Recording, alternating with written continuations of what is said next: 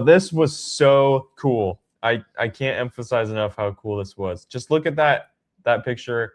1,000 fans, that's all, and it was free.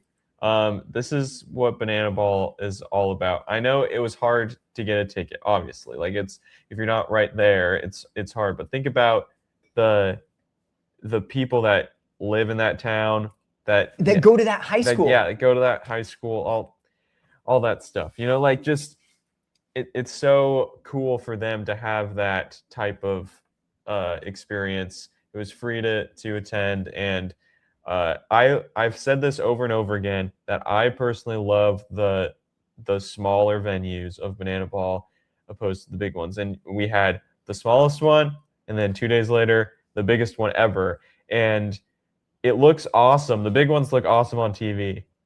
And I know people had a great time. It's so fun. And I know that, you know, you had, we'll talk about all of it, but Ty Jackson had his longest walk up ever. So, like, yep. he was up there. Jesse Cole was up there. Like, everyone in the nosebleeds, they got. But if you're in that section, that's awesome. But nosebleed seats aren't all that great. So the experience of a smaller one is just something that's unforgettable. And I'm glad that these folks got to have that opportunity. Yeah, for sure. And these pop-up games, they're going to keep happening in the future. This one was a success, and so I definitely foresee them doing it more. Jesse's been talking about this for a long time, so it was really fun to open up social media and see the official announcement that was saying that the game was going to be happening. So the pop-up game was in Navasota, Texas, population of 10,000 people in that small town. And you can see right here, there's not that much room. So they were able to fit 1,000 fans in here. And Jesse announced the first 1,000 people that show up get in completely free. And the crazy part is that it was announced, as Sammy said, only 3.5 hours before the game started.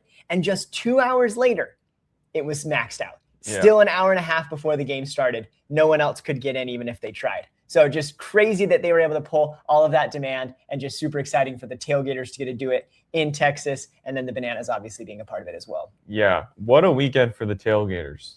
Yeah. For their brand, we're gonna go into the games, of course, but the tailgaters, I think they have the opportunity to become the second biggest brand in Banana Ball. I love the party animals are always going to be there, but because the reason why I say that is because of the location, the geography factor. It helps a lot. If you are a Texan, you are going to root for the tailgaters, and that's a huge state, obviously. and so for them to do the pop-up game in Texas, they're the home team.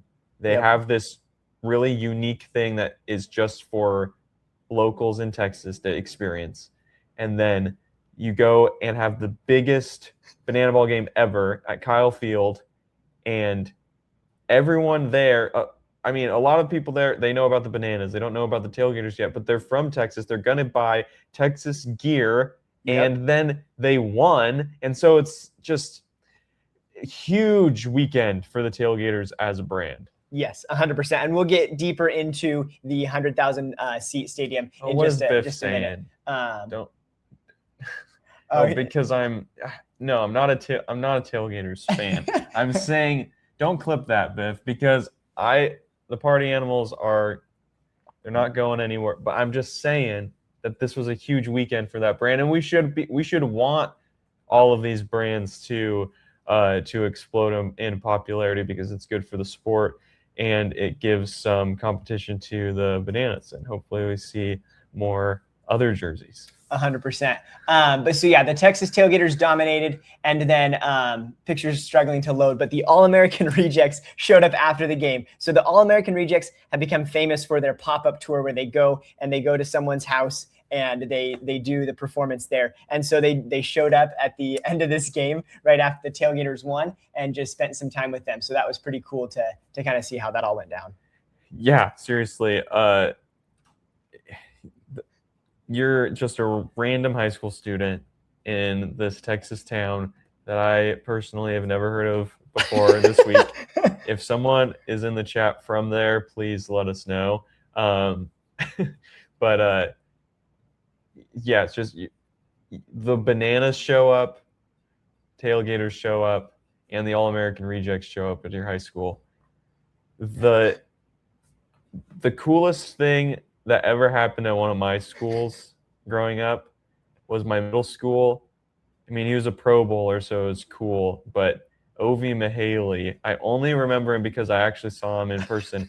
Random Falcons fullback came for a fundraiser at my school in Washington State. The Falcons are in Atlanta, Georgia. I don't know why that happened, but he was a fullback. And no offense to fullbacks, but they're not the most popular athletes in the world.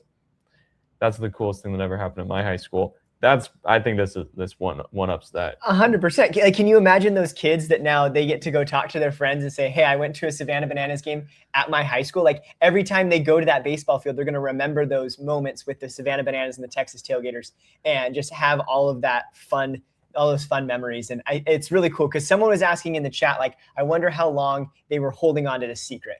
And as far as we don't know everything, but it's been since the beginning of the season, at least. They knew that they were going to go there when they planned the times, planned the game only on Saturday, left it open, and they were coordinating with the school. The school said yes, of course, because if the Bananas call, you say yes. And just crazy that they were able to pull all that together. And then also like, hey, All-American Rejects, like, you want to start another house tour? Let's kick it off very well in the night one. So that's pretty fun to see. Yeah, it's super cool. And I just love seeing that ballpark with just nothing for miles. Yeah, someone pointed out there's just a cow in the outfield. Yeah, it's just crazy. But yeah, so that was the first ever pop-up game. So that was really fun to kind of see. But yeah, let us know in the comments where you think they should do a pop-up game next.